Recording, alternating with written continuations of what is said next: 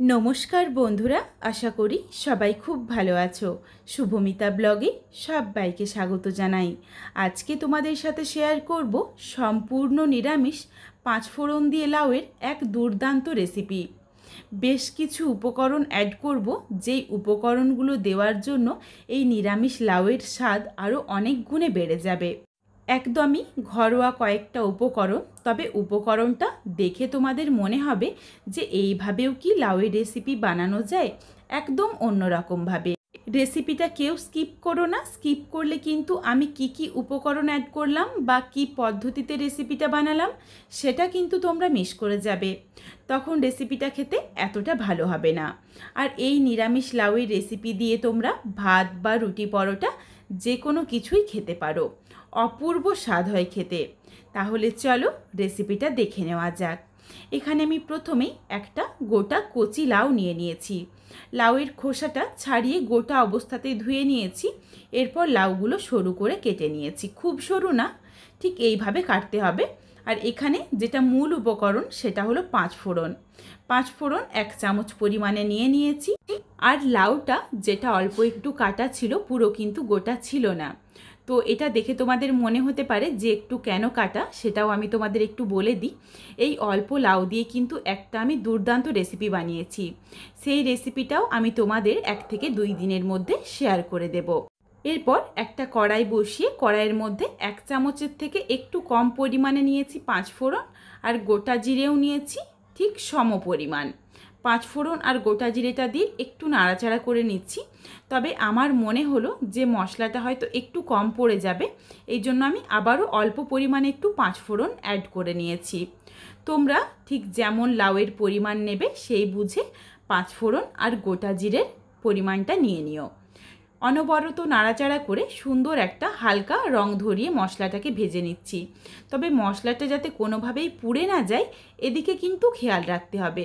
মশলাটা পুড়ে গেলে খেতে একদমই ভালো হবে না। মশলার মধ্যে দেখো সুন্দর একটা গন্ধ এসেছে আর হালকা একটা লালচে রং ধরে গেছে। এরপর মশলাটা নাবিয়ে রেখে দিচ্ছি, মশলাটা ঠান্ডা হয়ে যাক। কড়াইটা একটু মুছে পরিষ্কার করে নিলাম।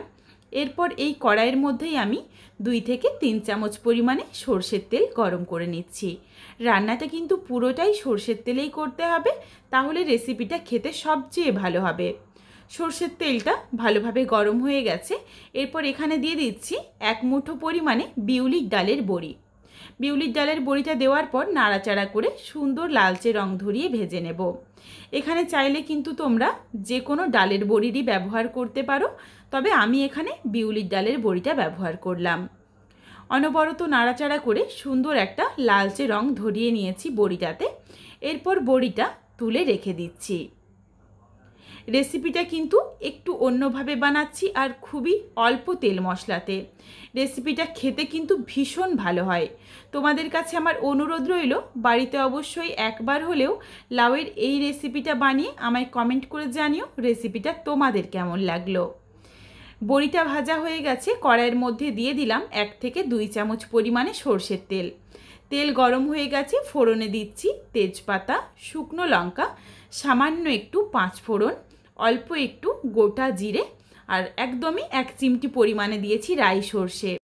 আর দিয়ে দিচ্ছি অল্প একটু হিংটাও দিয়ে দিলাম 1 পিঞ্চ মতো। এরপর নাড়াচাড়া করে ফোড়নটা ভেজে নিয়েছি। এর সাথে দিয়ে দিলাম মাঝারি সাইজের একটা ছোট্ট ছোট্ট করে টুকরো করে নিয়েছিলাম আলুটা দিয়ে দিলাম আলুর সাথে সামান্য একটু লবণ।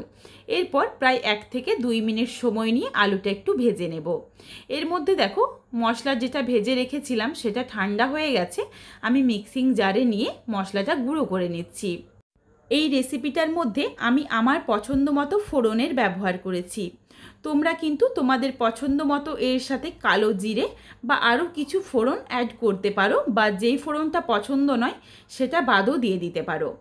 আলুটা 1 থেকে 2 মিনিট নাড়াচাড়া করে হালকা করে ভেজে নেওয়ার পর দিয়ে দিলাম 1 ইঞ্চ পরিমাণ আদা আর একটা কাঁচা লঙ্কা দিয়ে একদম মিহি করে পেস্ট বানিয়ে রেখেছিলাম। মশলার পেস্টটা দিয়ে নাড়াচাড়া করে কষিয়ে নিচ্ছি। আর এর সাথে দিয়ে দিচ্ছি 1/2 চামচ পরিমাণে হলুদের গুঁড়ো আর 1/2 চামচ পরিমাণে ঝালের জন্য লঙ্কার গুঁড়ো। তোমরা যেমন ঝাল খেতে পছন্দ করো সেই বুঝে লঙ্কার গুঁড়োটা দিয়ে নিও। তবে রেসিপিটার মধ্যে একটা কাঁচা লঙ্কা বাটা রয়েছে আর শুকনো লঙ্কা কিন্তু ফোড়নেও রয়েছে, তো সেটা বুঝে তোমরা তোমাদের মাপ মতো ঝালটা দিয়ে নিও। নাড়াচাড়া করে ভালোভাবে মশলাটা কষিয়ে নিচ্ছি। সুন্দর একটা গন্ধ এসেছে, মশলাটার থেকে কাঁচা গন্ধটা চলে গেছে। এরপর মশলার বাটিটা ধুয়ে সামান্য একটু জল দিয়ে দিয়েছি। জল দিয়ে নাড়াচাড়া করে মিশিয়ে নিলাম। এরপর এর সাথে দিয়ে দিচ্ছি আমি 1 মুঠো পরিমাণে ছোলার ডাল ভিজিয়ে রেখেছিলাম। প্রায় 2 থেকে 3 ঘন্টা আগে ভিজিয়ে রেখেছিলাম। ভালোভাবে ধুয়ে পরিষ্কার করে ছোলার ডালটা দিয়ে দিয়েছি। ছোলার ডাল দিয়ে ভালোভাবে আলু আর মশলার সাথে কষিয়ে নেব। প্রায় 2 থেকে 3 মিনিট মতো একটু ঢাকনা দিয়ে গ্যাসের ফ্লেম লোতে রেখে কষিয়ে নিচ্ছি। মশলাটা দেখো সুন্দরভাবে কষানো হয়ে গেছে আর ছোলার ডালটাও কিন্তু একটু ভাজা ভাজা হয়ে গেছে। প্রায় 2 মিনিট মতো হয়ে গেছে, মশলার কাঁচা গন্ধটা একদমই নেই। এরপর এর সাথে দিয়ে দিচ্ছি কেটে রাখা লাউ। লাউয়ের খোসাটা ছাড়িয়ে প্রথমে আগে গোটা অবস্থাতেই ধুয়ে নিতে হবে। কাটার পর আর ধোয়া যাবে না। কাটার পর যদি লাউ ধোয়া হয় তাহলে কিন্তু আরও অনেকটা পরিমাণে জল ছাড়ে।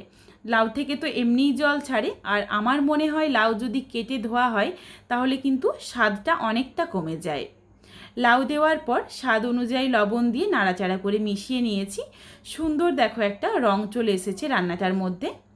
এরপর ঢাকনা দিয়ে ঢেকে লাউটা একটু সেদ্ধ হতে সময় দেব। লাউ থেকে বেশ অনেকটা পরিমাণে জল ছাড়বে। লাউয়ের জলের মধ্যেই পুরো রান্নাটাই হয়ে যাবে। বেশ কিছুক্ষণ ঢাকনা দিয়ে ঢেকে রেখেছিলাম। লাউ থেকে দেখো অল্প অল্প করে জল ছাড়ছে। এরপর একদম সেম প্রসেসে বারবার একটু ঢাকনা খুলে নাড়াচাড়া করব আর গ্যাসের ফ্লেম লোতে রেখে ঢাকনা দিয়ে রেখে দিচ্ছি প্রায় 6 থেকে 7 মিনিটের জন্য। ফিরে আসছি 6-7 মিনিট পর। 6 থেকে 7 মিনিট পর দেখো সুন্দরভাবে ভালোভাবে সুসেদ্ধ হয়ে গেছে সবজিগুলো। তোমাদের একটু আমি ভেঙে দেখিয়ে দিচ্ছি। আর ছোলার ডালটাও কিন্তু খুব ভালোভাবে সেদ্ধ হয়ে গেছে। তোমাদের একটু ডালটা আমি কিভাবে সেদ্ধ করেছি দেখিয়ে দিই। ডালগুলো গোটা থাকবে, অথচ হাতে করে একটু চাপ দিলেই সুন্দরভাবে নরম হয়ে যাবে। এইভাবেই ডালটাকে সেদ্ধ করতে হবে। এরপর এর সাথে দিয়ে দিলাম ভেজে রাখা বড়ি আর দিয়ে দিচ্ছি 1 চামচ পরিমাণে টমেটো কেচাপ। লাউয়ের রেসিপি কোনোদিন কি টমেটো কেচাপ দিয়ে রান্না করে দেখেছো? তবে একবার এইভাবে পদ্ধতিতে রান্না করে দেখো, ভীষণ ভালো হয় খেতে। লাউয়ের মধ্যে এরপর দিয়ে দিচ্ছি 1 চামচ পরিমাণে চিনি আর ভেজে গুঁড়ো করে রাখা মশলা। এগুলো দিয়ে নাড়াচাড়া করে মিশিয়ে নিচ্ছি যাতে ভালোভাবে মিশে যায়। আর এখানে আমি তোমাদের বলে দিই, টমেটো কেচাপটা দেওয়ার জন্য কিন্তু খেতে ভীষণ ভালো হয়। বেটে নেওয়া টমেটো বা কুচনো টমেটো যদি প্রথমেই মশলার সাথে দিয়ে দিতাম তখন কিন্তু লাউটা ভালোভাবে সেদ্ধ হতো না আর লাউয়ের মধ্যে একটা টক ভাব চলে আসতো। কিন্তু এইভাবে যদি টমেটো কেচাপ লাউ সেদ্ধ হওয়ার পরে দেওয়া হয় তাহলে কিন্তু এর স্বাদ সম্পূর্ণ অন্য রকম হয় টমেটোর থেকে। লাউয়ের মধ্যে টমেটো ব্যবহার করলে এমনিতে কিন্তু একটা টক ভাব চলে আসে, সেই রেসিপিটা খেতে একদমই ভালো হয় না। সুন্দরভাবে দেখো বেশ মাখো মাখো হয়ে রেডি হয়ে গেছে। তোমরা চাইলে এখানে নামানোর আগে 1 চামচ পরিমাণে ঘিও দিতে পারো। তবে রেসিপিটা আজকের আমি একদমই হালকা পাতলা রাখলাম, খুবই অল্প তেল মশলার মধ্যে, এই জন্য আর ঘিটাও ব্যবহার করলাম না। ঘি দিলেও একটা ভীষণ সুন্দর স্মেল আসে।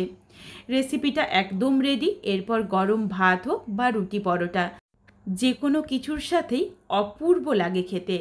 বাড়িতে অবশ্যই একবার হলেও রেসিপিটা বানিয়ে আমায় কমেন্ট করে জানিও কিন্তু রেসিপিটা তোমাদের কেমন লাগলো। লাউয়ের এই নতুন ধরনের রেসিপিটা আমি শুধুমাত্র তোমাদের কথা ভেবে বানিয়েছি, একদম অন্যরকমভাবে।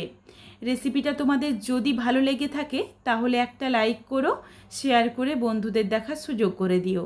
তোমরা যদি এই রকম নিত্য নতুন রেসিপি আরও পেতে চাও তাহলে অবশ্যই আমার চ্যানেলটিকে সাবস্ক্রাইব করে পাশে থাকা বেলটি অন করে অল নোটিফিকেশান অন করে দিও, যাতে আমার প্রত্যেকটা রেসিপির নোটিফিকেশান সবার প্রথমে তোমাদের কাছে পৌঁছে যায়।